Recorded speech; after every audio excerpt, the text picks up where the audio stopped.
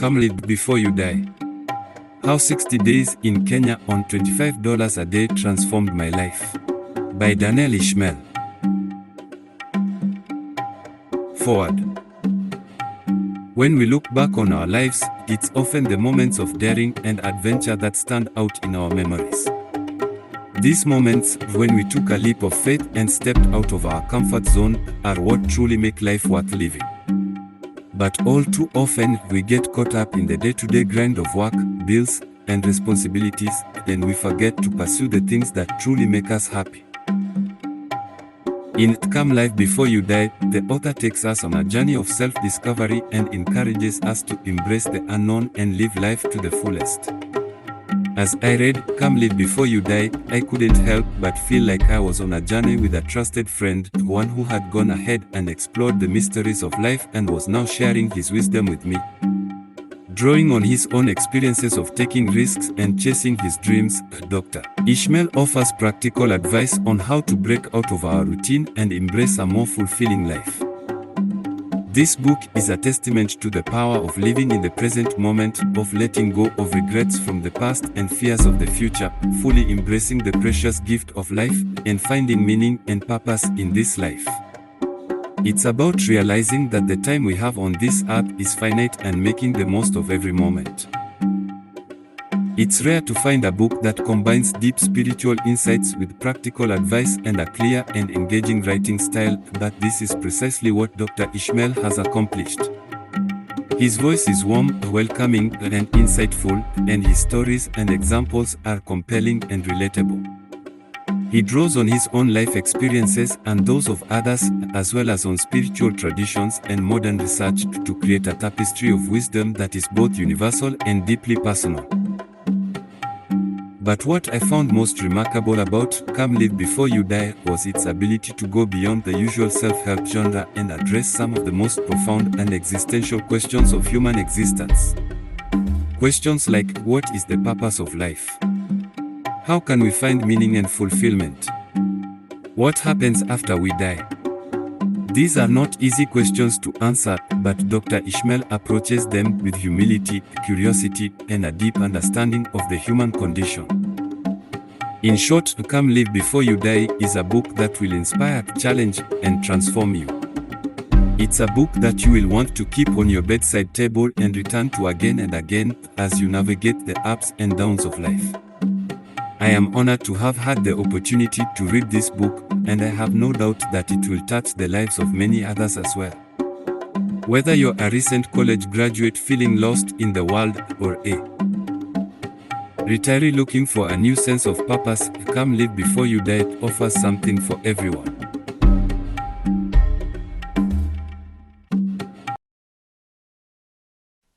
Preface. April 12th, 2021.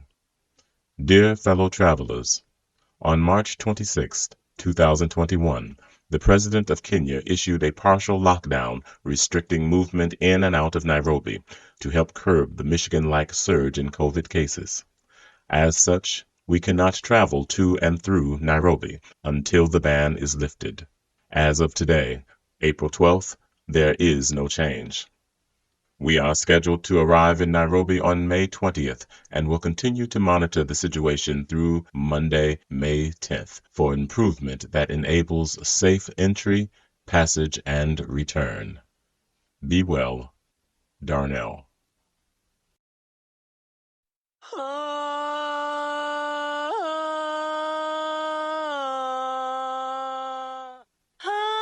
Day 1. Come journey with me.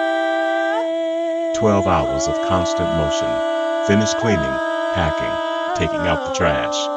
Pick up COVID test results. Drive through properties. Several dozen things on the to-do list. All done. Now off to the airport with no time to spare, no time to quit. Jump through all the hoops. Board the plane in 5 minutes. Just wanted to say, hey, I have thoughts of you. Open your mind, free your soul. Come journey with me. On the plane, first leg, Detroit to Amsterdam, 7.5 hours. A whole row of 4 seats to myself. Food was terrible on Delta. KLM was marginally better. Served only vegetarian meals, but they got away with it.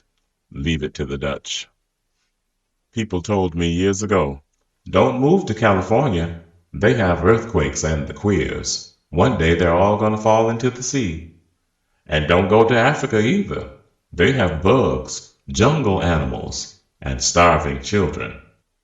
Those same people are still unmoved today, while I've tasted culture in 18 countries and have seen the sunset in more than 40 of these United States.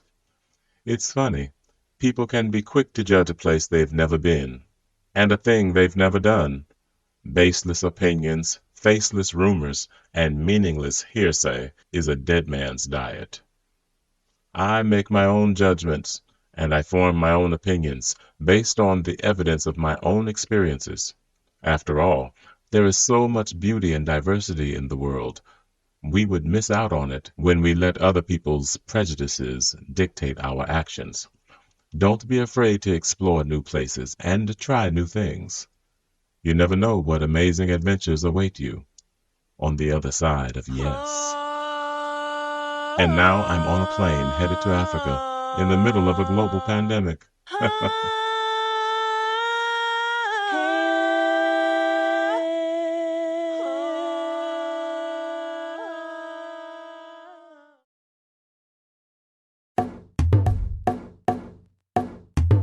Day 2.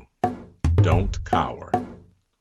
Off the plane in Nairobi, the energy is different, heightened, and more urgent. Follow the throng of people. Don't get pushed or run over. Get in the correct line. Have your papers ready. Move with purpose and diplomacy. Make your way to the front or get mauled to the back. Say thank you in Swahili. These are all the things my other self is telling me. Asante sana, I say to the gruff fellow checking documents, directing human traffic. Security guard checks my papers, sends me to the far left line, the empty express lane reserved for diplomats. Confirmation is achieved and received. Please learn more Swahili. Stay the course. My other me says to me, reminding me of my journey ahead. Breezing through customs, my driver, Simon, sends an alert. Hello, my name is Simon. Please look for me wearing a red cap and a plain shirt.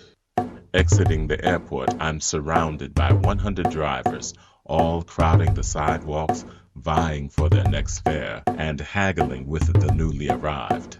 It's a neatly developed madhouse. Don't cower, Darnell. Stand assured.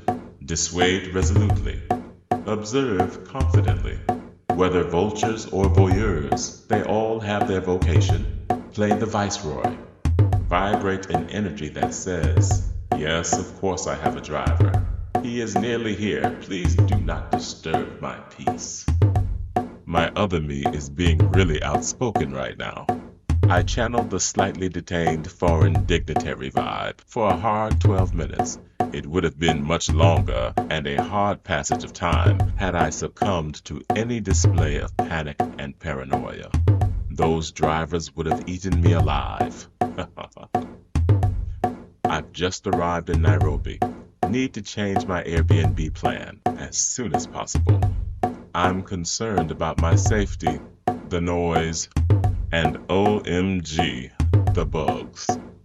I have video. The hard brick bed, dingy bedding, scummy surfaces, stinky water, and OMG, the bugs. The cramped, no-view 7th floor studio feels like something out of an old foreign movie. Yes, it was tidy, but it was not clean. There is a big difference. And in this era of COVID-19, every host should go the extra mile on sanitation. Additionally, the place looked nothing like the photos on her profile. I later came to understand that I had been duped. Apparently, she had a plumbing and electrical issue at her own listed place, and was now trying to put me in her friend's unlisted but new place. It was not an upgrade, and I just could not abide it. I was up all night making inquiries for new arrangements. Thanks be to God.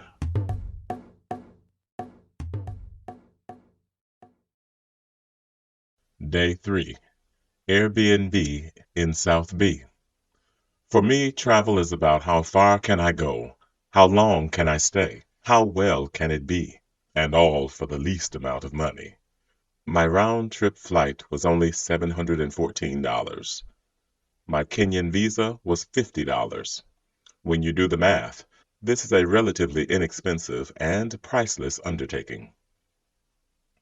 I am now in an 11th floor, rooftop, one-bedroom penthouse apartment for just $26 a night.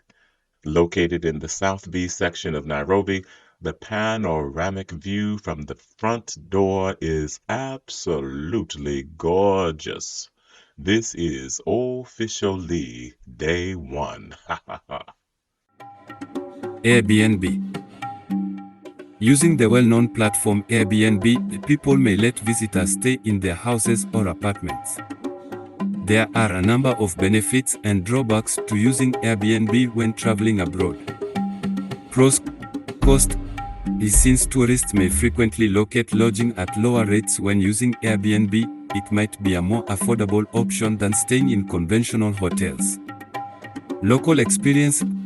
Booking an Airbnb apartment allows visitors to stay in a neighborhood or community rather than a popular tourist destination, which can result in a more genuine, local experience. Options galore. Thanks to Airbnb, guests may choose from a variety of accommodations, from single rooms to entire houses and flats, to fit their needs and budget. Reviews. Both hosts and guests can leave reviews on Airbnb. Cons: lack of consistency. It can be challenging for tourists to know what to expect when booking an Airbnb rental because of the wide variations in amenities, quality, and level of service. Limited customer service. Due to Airbnb's lower degree of customer service compared to typical hotels, it may be more challenging for guests to resolve problems or obtain assistance when necessary. Legal issues. Some towns and nations have zoning and tax laws that apply to short-term rentals, and hosts may not be aware of or in compliance with these laws. Safety. Particularly in new places, some guests in Airbnb rentals may feel less secure. Overall, even though staying in an Airbnb can be a budget-friendly and authentic way to travel abroad, it's crucial for visitors to be aware of any potential drawbacks and conduct thorough research before making a reservation.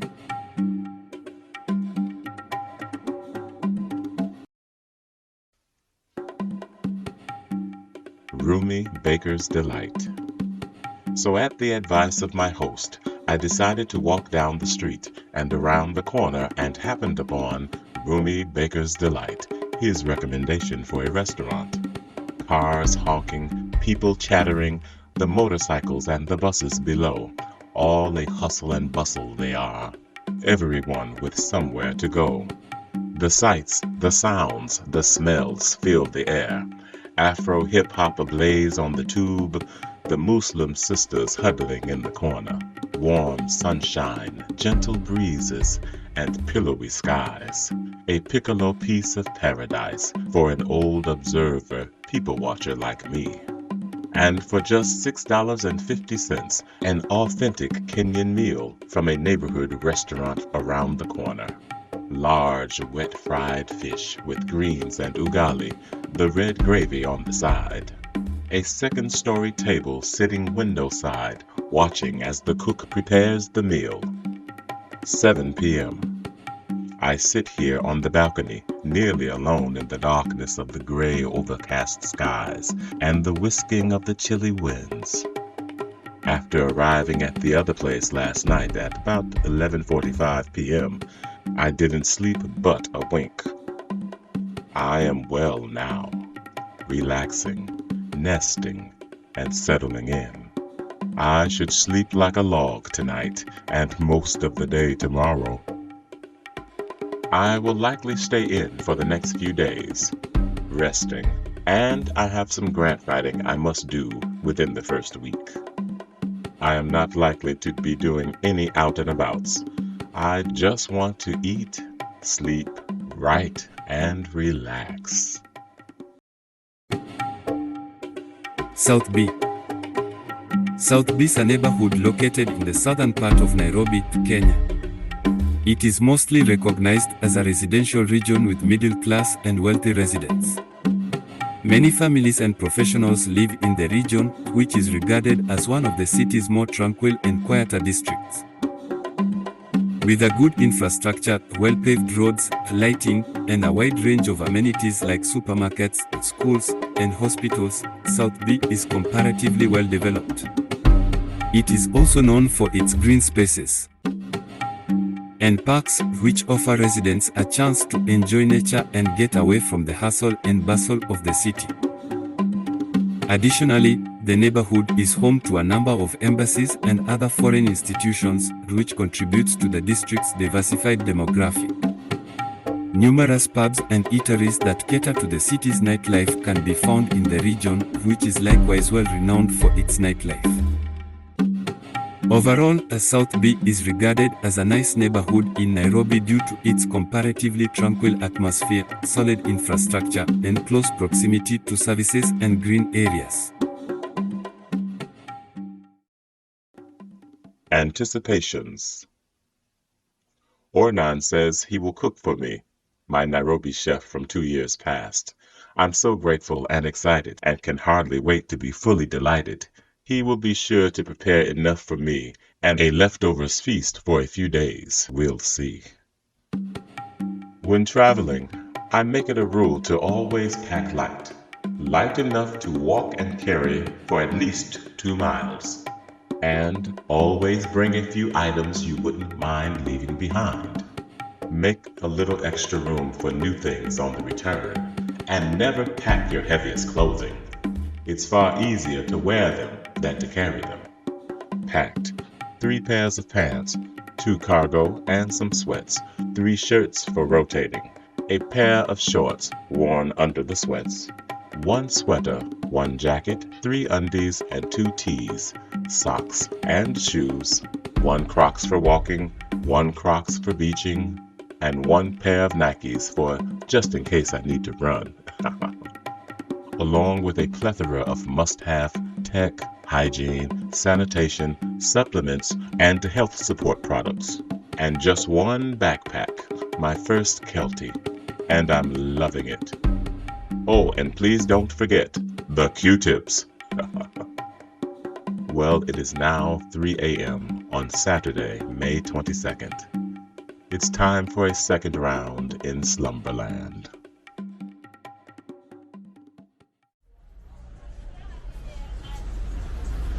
Day 4. Streets of People.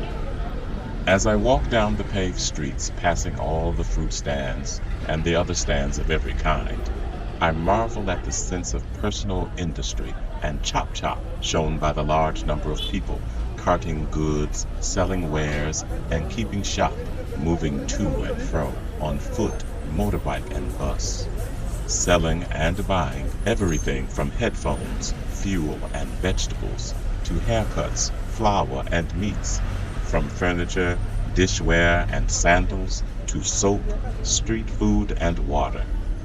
I try to observe at a glance all of the people, their overall appearance and dress. They are a darker people, more mocha than I, humble in apparel, utilitarian in garb, not at all ostentatious or flamboyant. I try to blend in with my browner skin tone, plain dark colors, and a clearly directed stride. I don't know if it's working though. I'm sure my earrings are a dead giveaway. Caring is sharing. As I sit here on this sun-soaked rooftop in Nairobi, Kenya, I cannot help but think about how blessed I am to be here. The sky-level view of the city and county below is breathtaking, and I feel so grateful to have the opportunity to experience it. However, as often do when I travel, I find myself wishing that someone else was here too. For years, I have had these kinds of experiences without the company of my loved ones and significant others. And while solo travel has its points, I cannot help but feel that it's selfish and wasteful to have these amazing experiences all alone. That is why I write about my travels. Writing is my way of doing that. It is my way of trying to bring others along with me on these adventures, to show them that there is so much more to life than what we see in our daily routines. It is my way of saying, come with me, let's explore together. Come live before you die. I want to show others that there is so much beauty and richness in the world, and that we should all strive to experience as much of it as we can. But that is not always easy to do. It is easy to fall into the trap of self-sabotage, to let our fears and doubts hold us back from pursuing our dreams and adventures. No doubt about dinner. Even as I stand here gawking and gazing at Mother Africa, I sometimes cannot help but think, how, God, did this all come about? And how did it almost not happen? If nothing else, let's be very clear about that. The pandemic, my own self-doubt, managing the doubts and fears of others around me, the uncertainty of travel in these times, fixating on how tight my budget is, all of these could have led me to stay home, to miss out on this incredible experience. But alas, I took a risk. I boarded a plane, and I ended up here, and in this penthouse apartment, no less. I remember dozens of times when it crossed my mind to cancel and not go. I remember the sense of discouragement about the low level of positive response from many of those around me. I recall feeling underwhelmed by post engagement on my Facebook feed. And I remember the sense of gloom when the president of Kenya announced that the country was going into lockdown over the rising COVID situation. But at one point, I also remember telling my mother, if they let me get on a plane, I'm going.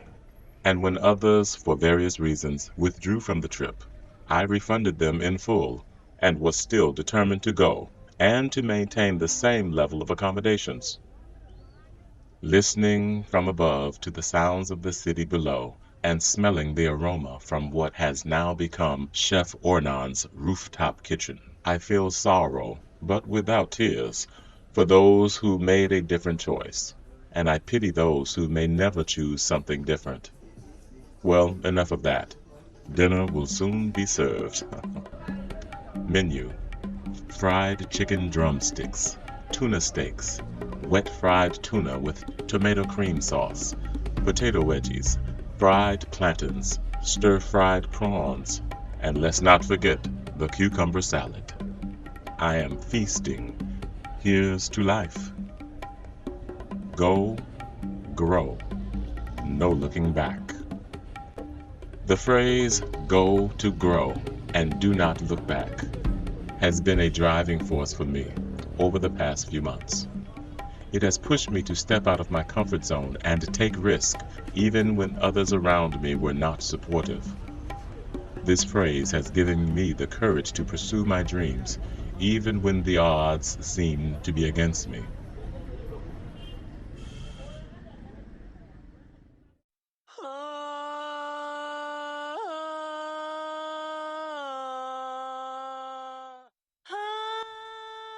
Day 5.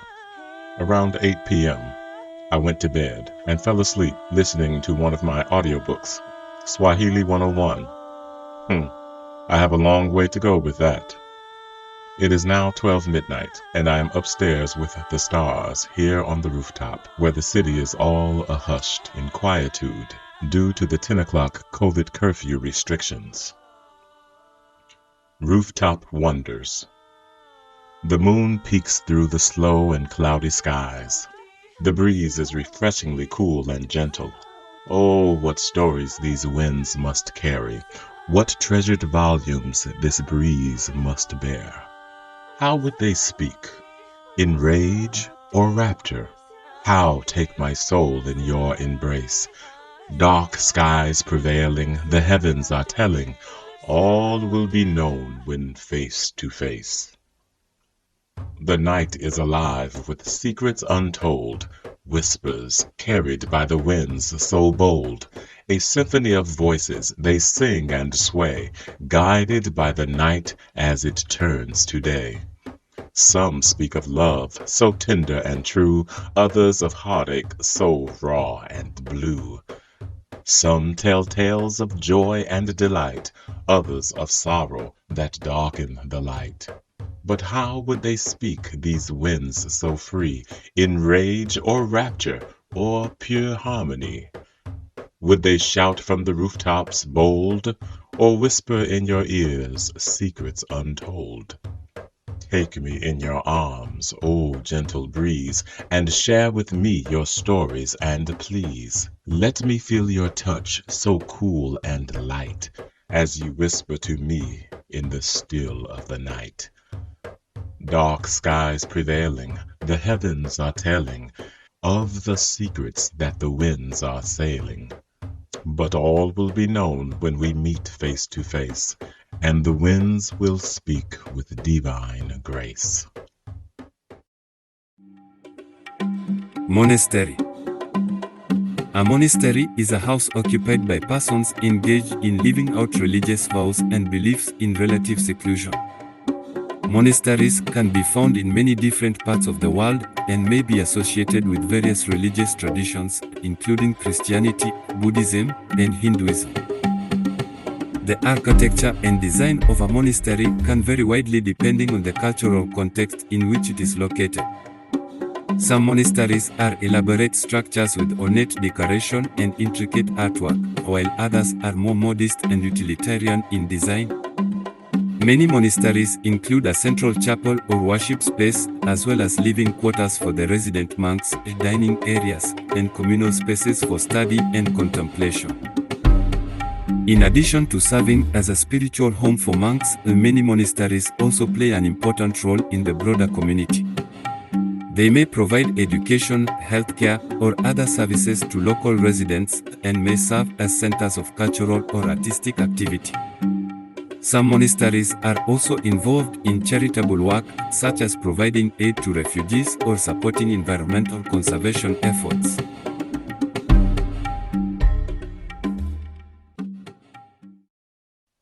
Might I be a monastery? I recall hearing about Jesuit retreat centers, Catholic cloisters, and other places of refuge 20 years ago, where one could go for sanctuary, silence, and solace, for recentering, refreshment, and renewal. In 1999, I was living in San Francisco and wanted so badly to steal away and have some me time with Jesus. Now, 20 plus years later, I just want to be a monastery, a living habitation of hope and healing, a veritable personification of peace and perspective, a friary of faith and good fellowship. I've never been to a monastery, but in this Nairobi home, I feel as if I've entered into one, and that I might even become the living embodiment of one. May my time here quicken all that's good and all that would, both without and within me, to will and to do all that I am on this terrestrial globe to do. Ashe. Midnight Mangoes. There are few things quite as succulent and sweet as the ripe, plump meat of 2 mangoes held in the belly at midnight. A golden treasure, nature's treat, so juicy, slurpy, and oh so sweet. 2 mangoes, ripe for the pick, held tight within the belly's slick. At midnight, when the world is still, this taste of heaven time will fulfill. Few things as succulent can be found, so savor every juicy sweet tart round. 2 mangoes, ripe, plump meat, luscious and sweet, tightly clenched, hand to mouth in the tropical heat. Juice, cream, and manna in the belly at night. Truthfully, I don't know where this stuff comes from. It just does. But yeah, I ate some mangoes last night.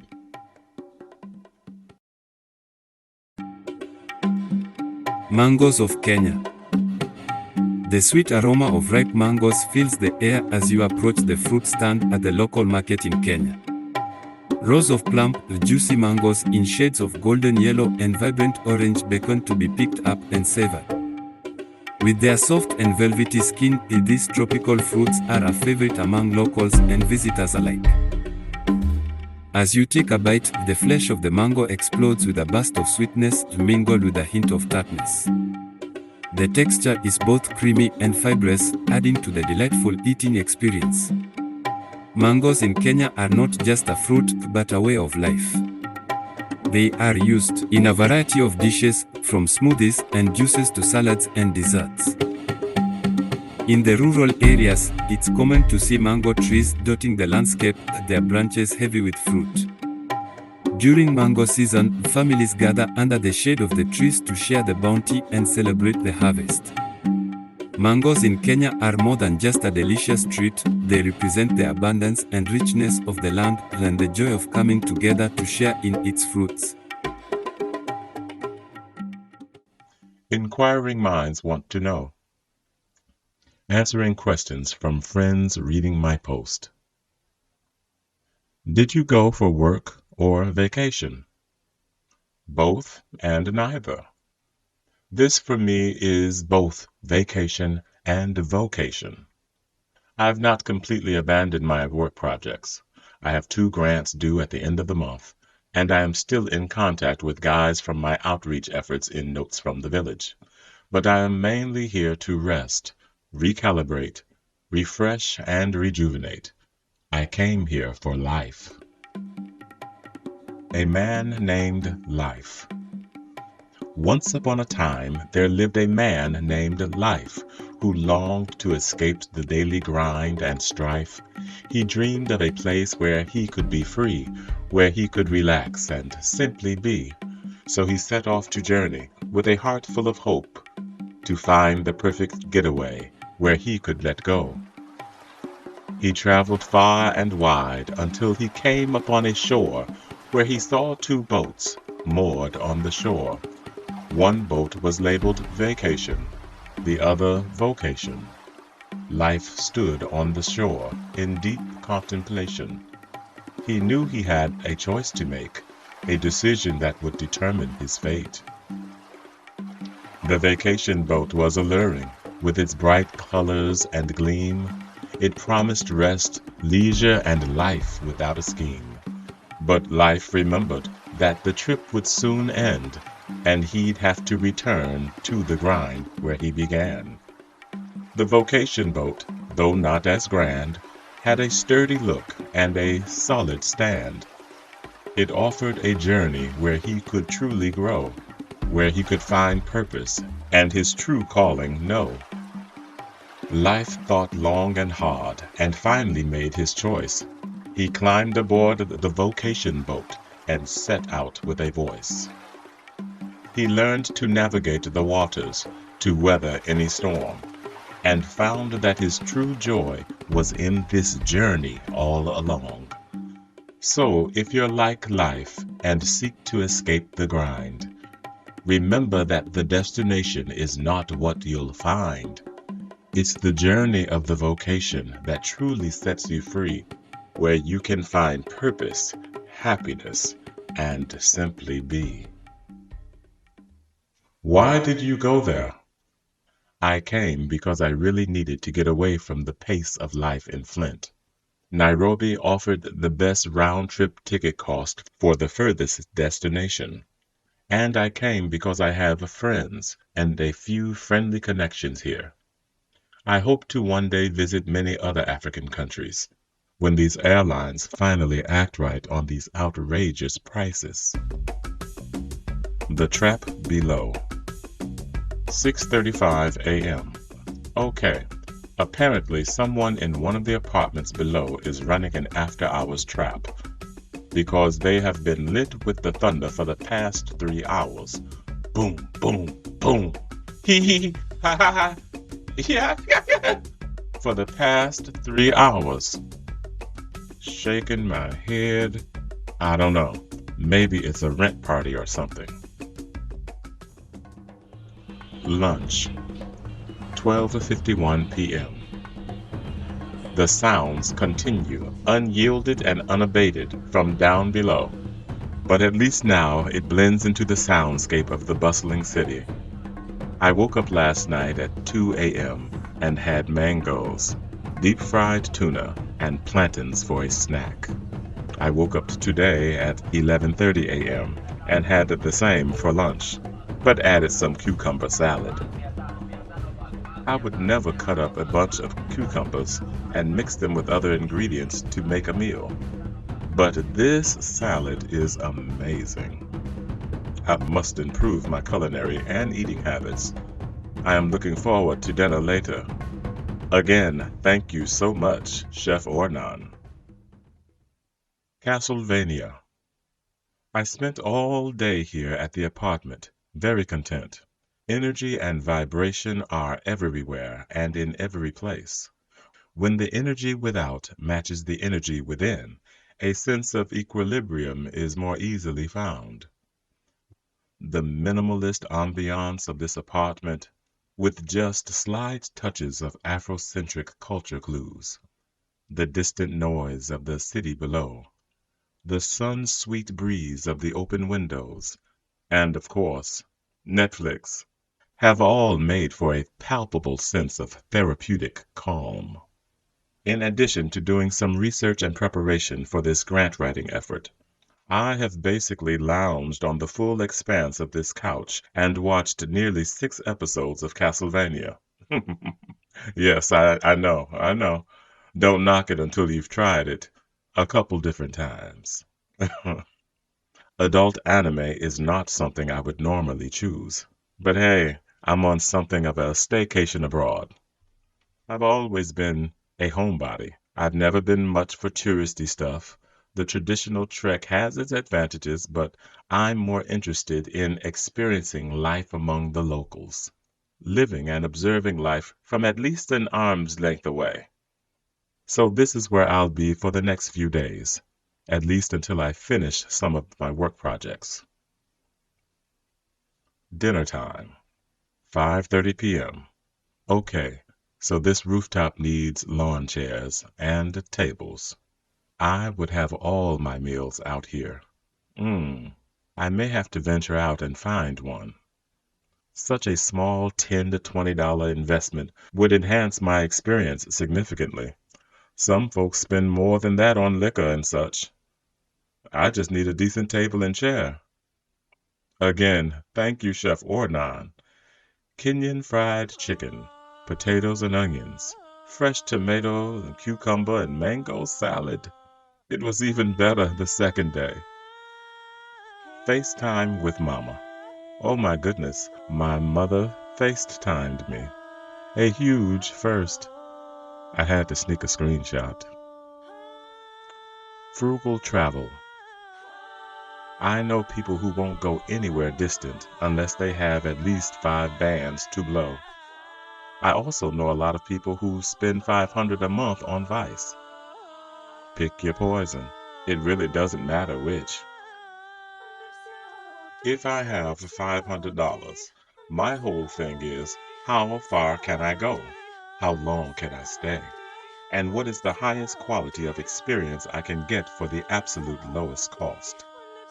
If I have a whopping 5K, I'm like, how many distant places can I go, for how long, and who all can I take with me? A man named Thrifty.